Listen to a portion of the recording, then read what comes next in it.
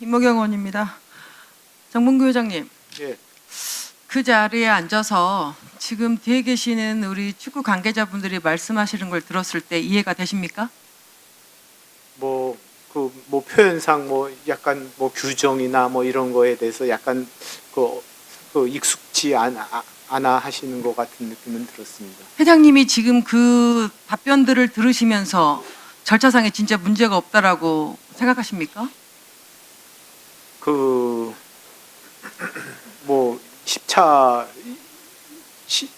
간단히 말씀드리면 10차에서 정의성 위원장이 3명으로 추천을 마쳤고요. 아니죠. 지금 거기서부터 문제가 지금 두 사람의 얘기가 다릅니다. 저희 여기 앉아 계시는 의원님들이 계속해서 혼란스럽습니다. 저도 현장에 있었던 사람으로서 너무나 혼란스럽습니다. 박주호 의원과 정혜성 위원장님의 말이 너무나 달라요. 박주호 의원 좀 일어나 주실 수 있겠어요? 정혜성 위원장님이 앞으로 나오실래요? 박주호 의원이 앞으로 나오실래요?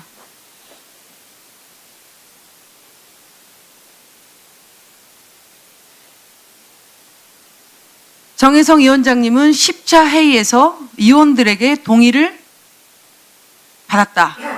모든 것을 이임받았다라고 하셨습니다. 세 사람의 결정권에 있어서. 그렇죠? 박주호 의원은 10차 회의에서 그렇게 이임한 적 없다라고 하십니다. 그렇습니까? 네, 맞습니다. 동의를 하기는 했지만 모두가 언론에 나가지 않는, 아까도 말씀드렸듯이 언론에 나가지 않기 위해서는 능력이 좋은 5명의 감독님을 이제 똑같이 검토하고, 그리고 똑같이 위원장님이 그 안에서 선택을 하는 걸 동의했습니다. 그러면 이제 박주호 의원은 지금 5명이라고 지금 압축했다라고 말씀하고 있어요. 정혜성 위원장님은 3명으로 압축했다라고 말씀하고 계세요. 네. 왜 같은 공간에서 같은 10차 회의를 했는데 왜 다른 얘기가 나오죠? 회장님 지금 듣고 계시죠? 네. 도저히 지금 이해를 할 수 없는 얘기가 지금 나오고 있습니다. 10차 회의에서부터 지금 10차 회의가 저는 정확하게 마무리가 됐다라고 생각했는데 지금 계속해서 답변을 듣다 보니 10차 회의부터 10차 마지막 회의에서 문제가 지금 드러나고 있습니다. 위원들은 5명이라고 하고 3명으로 추천한 적이 없다라고 했습니다. 그런데 정혜성 위원장은 3명으로 압축해서 그거를 동의를 받았다라고 합니다. 정혜성 위원장님 말씀해 보세요. 전체적인 그 강화위원회 그 위원들의 어떤 그 추천에 의해서 7표가 동표가 나왔고, 그다음에 6표가 나와서 그 다음에 그 이후에 어떤 그 결정은 위원회에서 위원장님한테 일임을 우리가 하자 이렇게 결정을 했습니다. 그래서 제가 그 비대면으로 일단 우선 국내 감독인 홍명보 감독은 국내에 잔류하고 있으니까 외국 감독 2분 박은호랑 거스포엣 2분을 대한축구협회 3층에서 비대면으로 인터뷰를 통해서 했습니다. 그래서 그거는 지금 위원회에서 최종 회의가 끝난 다음 일이죠. 네, 맞습니다. 그런데 지금 10차 회의에서 위원들은 동의를 안 했다고 하잖아요. 그런데 왜 이 위원장님은 또 동의를 받아서 3명, 외국인 2명은 화상으로 지금 면접을 봤다라고, 면담을 했다라고 말씀하십니까? 이거를 지금 저희 의원들이 어떻게 이해를 해야 됩니까? 이해를 할 수 있게 답변들을 해주셔야지. 지금 도저히 이해를 못하고 있기 때문에 국민들도 아마 이거를 보면서 헷갈려 할 것 같습니다. 의원님, 제 생각엔 10차 회의록에 아마 다 나와 있지 않을까 생각이 됩니다. 그거는 제가 박주호 의원이나 저나 일단 10차 회의까지의 우리가 전력을 다해서 왔는데 거기서 서로 말이 달라졌다는 거는 저도 이해가 잘 안 됩니다. 그래서 그때 10차 회의 때 마지막에 득표수를 우리가 추천한 득표수에 따라서 그 나머지는 위원장한테 우리가 일임을 하자 하면 좋다 해서 그 다음에 득표수에 따른 어떤 그 7표, 6표에 대한 어떤 그 인터뷰를 통해서 비대면으로 해서 분명히 그 다음에 순위는 위원장한테 일임을 했기 때문에 제가 그 다음에 마지막에는 1순위, 2순위, 3순위를 제가 결정하게 됐습니다. 10차 마지막 회의에서 17명의 후보가 있었죠? 네네. 그것도 중간에 5명인가 어느 모 의원이 끼워 넣어서 갑자기 추가가 되었습니다. 그런데 17명에서 지금 순위를 먹였다고 하는데 지금 박주호 의원은 그 현장에서 5명이라고 합니다. 박주호 의원 다시 한번 말씀해 보세요. 지금 정의성 위원장은 이임을 받았다고 합니다. 촉기록이 다 남아있다고 합니다. 회의 기록이. 네, 1차 제시마 씨 감독까지 하는 과정은 1, 2, 3순위를 정해서 정확하게 위원장님이 보고를 하시고 그리고 진행된 것으로 모두가 공유가 됐고, 그리고 아까 말씀드린 대로 지금 투표가 7표 나왔다고 하는데 그것도 개인적으로 그냥 좋은 감독이 어떤 좋은 감독, 능력이 좋은 감독이라고 생각하는 사람을 복수 투표를 했습니다. 그런데 이 복수 투표를 하는 과정에서 이 어떤 감독이 우리 축구 발전 그리고 축구 여러 가지 제시마 씨 감독을 뽑는 과정과는 좀 다르게 흘러가는 것을 저는 느꼈고요. 그렇기 때문에 제가 지금 굉장히 저도 이 안에 있으면서 굉장히 혼란스럽고 괴리감이 사실 드는 건 사실입니다.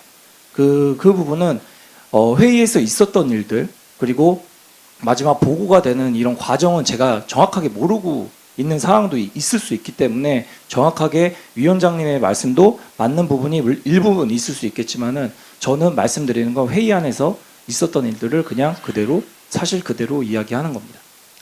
네, 들어가셔도 좋고요. 회장님. 네. 네, 앉으셔도 됩니다. 지금 말씀 들으셨죠? 지금 이 한 자리에 패밀리가 다 나와 있는데 홍명보 감독은 감독대로 절차에 문제 없이 자기는 선임됐다. 최종 자기가 1순위라고 해서 마음의 결정을 했다. 축구 발전을 위해서 그 일주일 전에 감독을 하지 않겠다라고 말을 했음에도 불구하고 일주일 만에 뒤집어 엎었습니다. 그런데 지금 절차를 십자 회의에도 문제가 없었다라고 저도 그렇게 받아들였는데 계속해서 얘기를 듣다 보니 십자 회의에서 문제가 있었습니다. 어떻게 하셔야 됩니까? 지금 박주호 의원께서 말씀하시는 거는 제시마 씨 때 그랑 마지막 10차를 박주호 의원도 똑같이 10차 위원 때 누구를 선임하느냐는 정혜성 위원장이라고 동의해줬다고 이렇게 저는 그렇게 들었습니다. 그래서 정혜성 위원장께서 그 중에서 제일 위에 3사람을 보고서 결정하고 순서를 매긴 게 그렇다고 저는 회장님, 같은 지금 이야기를 박주호 의원은 아니라고 하잖아요. 5명이라고 하잖아요. 그러니까 계속해서 지금 얘기가 다르잖아요. 근데 회장님이 이 말씀을 들었을 때 그러니까 10차 회의에서 이거 문제가 지금 드러나고 있잖아요. 박주호 의원이 말씀하신 거는 5명이든 3명이든 모든 절차를 위원장에게 동의했다. 이 말씀한 건 저도 분명히 들었습니다. 일부 동의했다라고 합니다.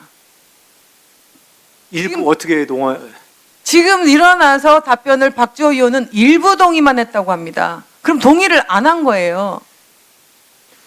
저는 동의했다고 이렇게 들었습니다. 선임에 관해서 동의했다. 이렇게. 박주호 의원님 잠깐만 일어나 주시죠. 박주호 의원은 일부 동의했지만 나머지 9명의 의원들은 어떻게 했습니까?